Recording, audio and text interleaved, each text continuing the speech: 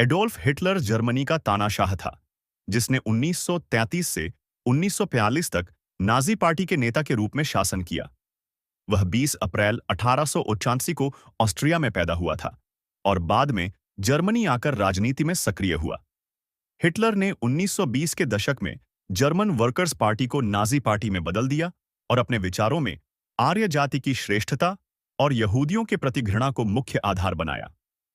1933 में वह जर्मनी का चांसलर बना और जल्द ही पूरे देश का तानाशाह बन गया। उसने जर्मनी को तेजी से सैन्य ताकत बनाया और द्वितीय विश्व युद्ध की शुरुआत की। उसके शासन में लाखों यहूदियों, पोलिश, रूसी और अन्य समुदायों को यातना शिविरों में मारा गया। इसे होलोकॉस्ट कहा जाता है, जिसमें लगभग 60 लाख यहूदियों की हत्या हुई।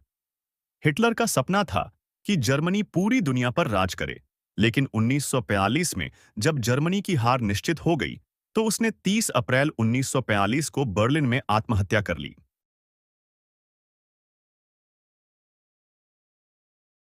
एडोल्फ हिटलर जर्मनी का तानाशाह था, जिसने 1933 से 1942 तक नाजी पार्टी के नेता के रूप में शासन किया।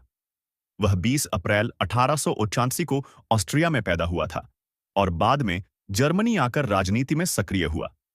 हिटलर ने 1920 के दशक में जर्मन वर्कर्स पार्टी को नाजी पार्टी में बदल दिया और अपने विचारों में आर्य जाति की श्रेष्ठता और यहूदियों के प्रति घृणा को मुख्य आधार बनाया। 1933 में वह जर्मनी का चांसलर बना और जल्द ही पूरे देश का तानाशाह बन गया। उसने जर्मनी को तेजी से सैन्य ताकत बनाया और द्वितीय विश्व युद्ध की शुरुआत की।